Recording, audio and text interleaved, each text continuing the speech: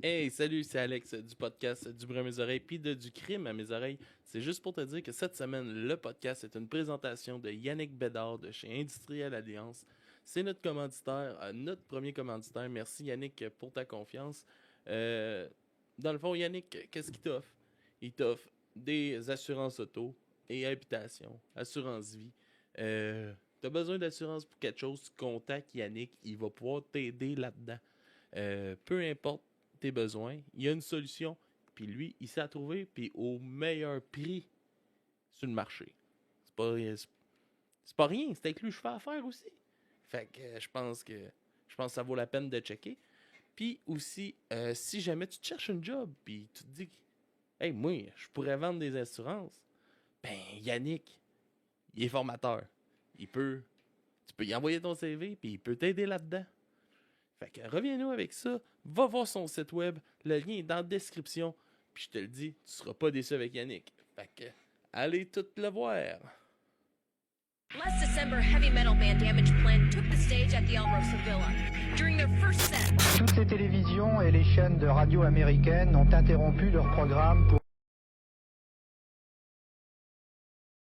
annoncer la mort de John Lennon. La nouvelle s'est répandue comme une traînée de poudre dans les rues de New York. Tupac Shakur, ironically, on this front.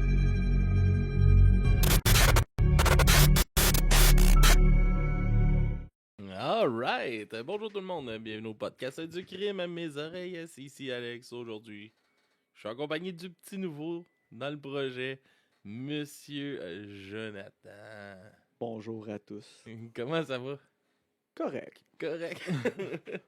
Fait que premier podcast avec nous autres. À vie. À vie. Mais non, t'en avais fait un qui a jamais été publié. Je vais rester sur cette phrase en disant à vie. Yes, ben oui, Joe, tu te joins à nous pour le volet du crime à mes oreilles, notre podcast de True Crime. Tu nous amenais une petite histoire cette semaine. Ben, je voulais commencer avec Kurt. Tu sais, je me suis dit que Kurt, c'est un personnage, c'est plus ou moins connu, mais quand même, Kurt Strubing. Parce que Kurt Cobain, ben, c'est ça. C'est plate. C'est plate. Ordinaire. Regarde Kurt Strubing que personne connaît. Ouais, c'est ça. De où t'as entendu un peu cette histoire-là avant que tu nous racontes ça? Comme je suis plus très jeune et je viens peut-être d'une époque où est-ce que la découverte musicale passait souvent par les revues. Fait que j'achetais, si je me souviens bien, c'était la revue Art and Navy. Puis ils donnaient des CD avec. Fait que tu découvrais ta musique à travers en lisant et avec la musique du CD, qui était une compilation que j'ai encore et que j'écoute des fois encore. Mais c'est quoi tes Nostalgie. magazines d'écouter? Tu t'achetais? C'est Art and Navy, ça s'appelait comme ça. Puis il y avait d'autres revues, mais c'était 18 ans et plus, puis ça, j'en parlerai pas vraiment. Puis c'était la source musicale que j'ai découvert beaucoup de groupes de musique à travers ces CD-là, parce que c'était des compilations d'une douzaine de chansons de tous des groupes différents. Fait que c'était Ok. vraiment intéressant. Évidemment, ça tournait toujours autour du métal, mais tu avais du thrash, du black, du death, tu avais du heavy, tu avais du speed, tu avais de tout. C'était vraiment intéressant. Et tu avais aussi une section dans la revue, on va dire, faits divers, ou plutôt faits étranges. Et en fin de compte, l'histoire de ce gentil Kurt était là, puis on va savoir pourquoi ça m'a marqué. La situation, l'événement m'a marqué dans ma jeune imagination de 16-17 ans à peu près. Ça m'a marqué. Ouais, mais ça, c'est quand même. Il n'y a pas beaucoup d'informations sur le gars, là. C'est un peu assez obscur. Ben, déjà, le Ouais. groupe NME, ou plutôt No Mental Effort, a pas vraiment, à ce que je sache, explosé sur la scène.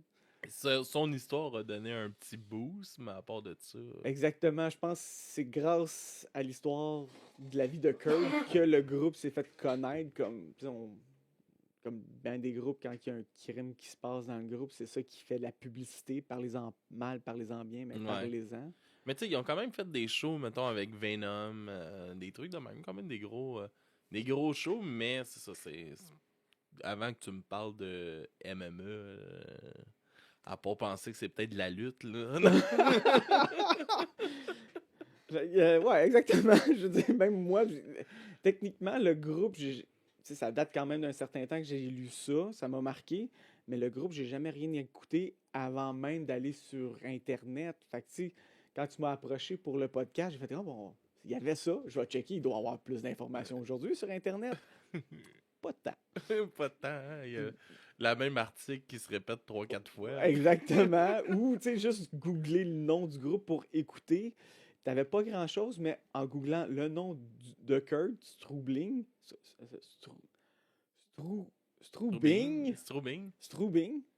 euh, on l'a découvert. On a vu un peu plus de choses, mais le nom du groupe, il est inexistant ou presque. Là. Ah ouais, c'est ça. Ben, c'est sûr qu'on a tapé comme le NME. Je sais pas si sur No Mental Effort, ça sort plus de choses. Hein, je sais pas. Non, officiellement, ça n'a Non? pas sorti grand-chose. Il y a beaucoup la tune de Napalm Dead qui sort, qui s'appelle No Mental Effort. Peut-être que ce groupe-là s'est inspiré de cette chanson-là, mais sinon, il n'y a pas grand-chose qui sort. Bon. Fait que c'était qui un petit peu Kurt Strubing? Il est né le 26 novembre 1965. Quand même, sa jeunesse est assez tranquille. Je veux dire, il a été adopté pour X raisons que je ne suis pas capable de trouver pourquoi, par sa mère, Darlie Strubing. Et je pense que je vais avoir de la misère à le dire tout le long.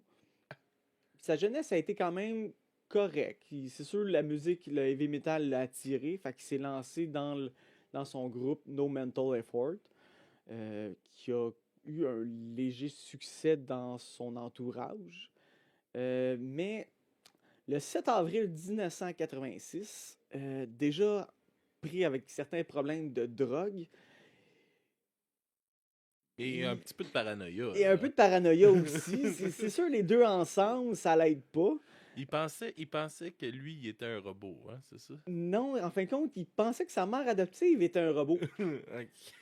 Fait que, tu sais, dans la vie, des fois, tu te poses des questions, puis c'est normal de se poser des questions et d'essayer de trouver des solutions, Des réponses. des réponses, exactement, désolé, des réponses. Des fois, il y a différentes façons de le faire. par exemple. Exactement, mais lui, il a trouvé la façon, disons-le, peut-être la plus hardcore de le faire, c'est il a décidé de tuer sa mère adoptive à grands coups de hachette et de ciseaux, de l'ouvrir et de vérifier à l'intérieur, voir si c'était un robot.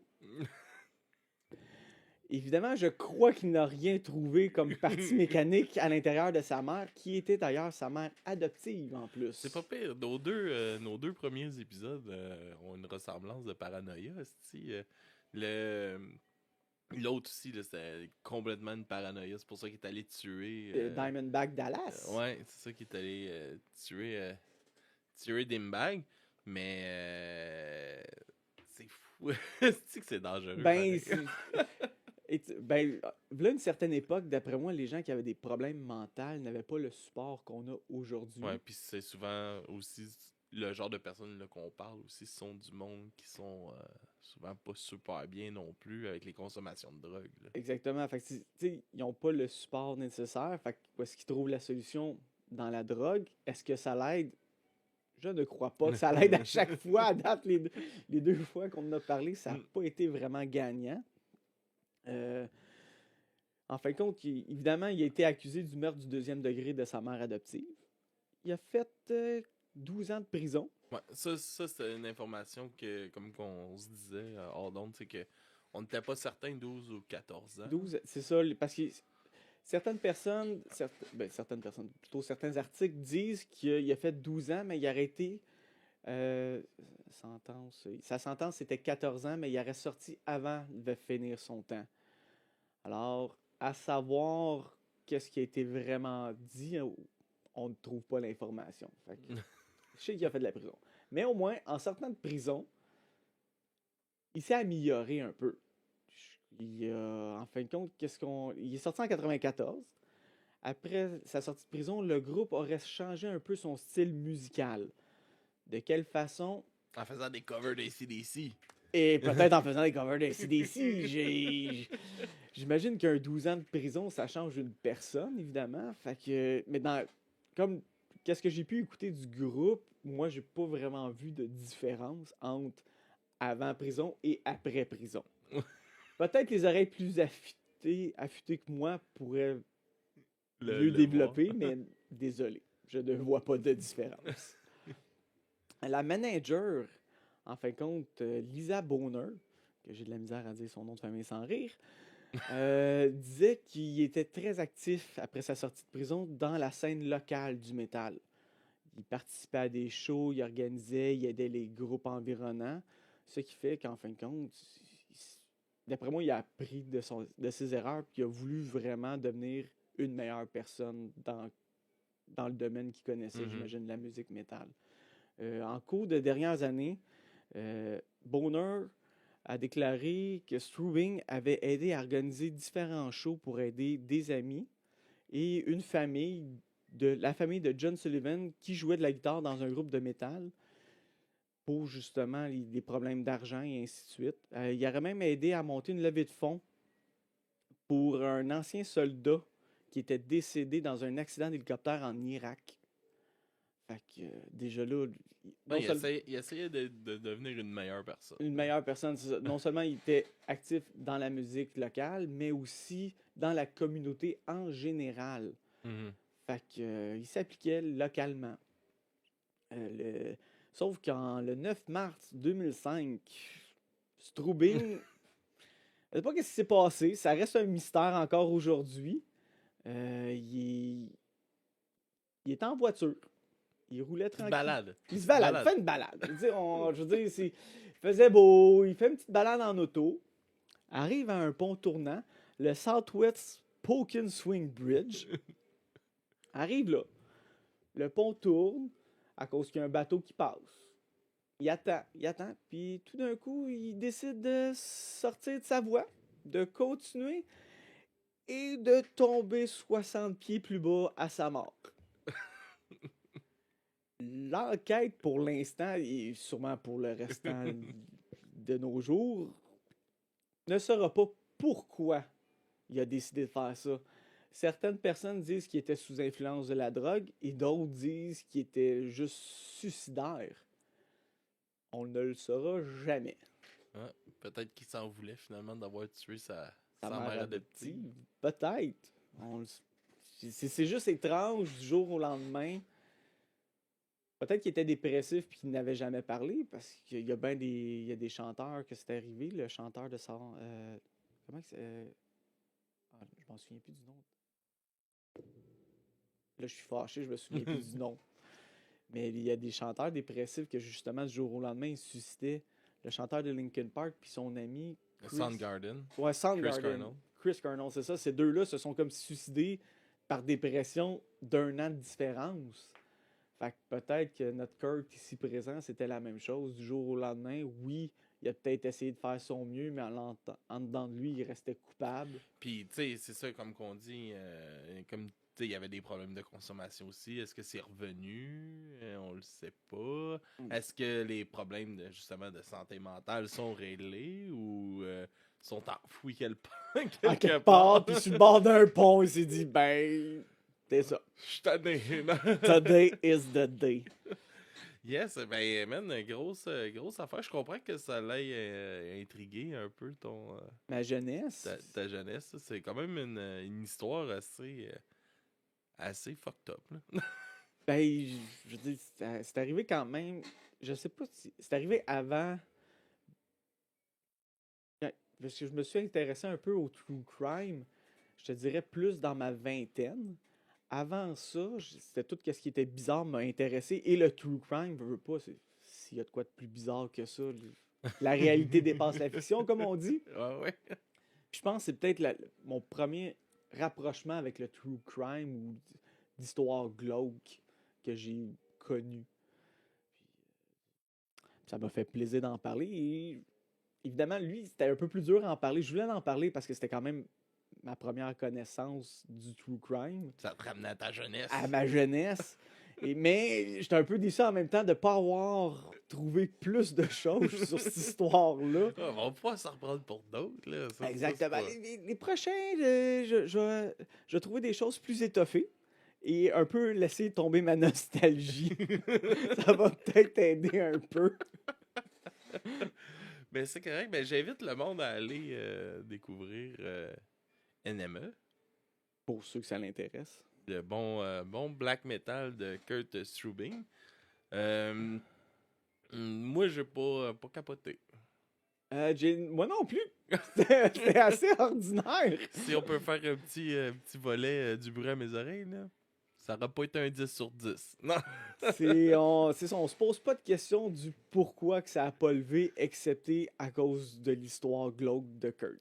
Ouais, c'est ça. Mais super histoire, man. En espérant qu'un jour, on ait un petit peu plus d'informations sur ça. Puis si jamais on en trouve, puis tout ça, ben, on fera des petits ajustements éventuellement dans d'autres épisodes. Merci tout le monde d'avoir été là. Vous pouvez nous suivre un peu partout, Facebook, Instagram. On a notre site dubrumesoreilles.com. Pour ce qui s'en vient sur le podcast, je sais pas, ça va être Kevin, le stagiaire, le prochain. Le stagiaire, Le stagiaire pour de vrai? Hein? C'est son titre. C'est son titre officiel sur le podcast. Fait que c'est ça. Kevin le stagiaire sera là avec une autre histoire de True Crime pour du crime à mes oreilles. Sinon, on vous dit À la prochaine et au plaisir. yes sir.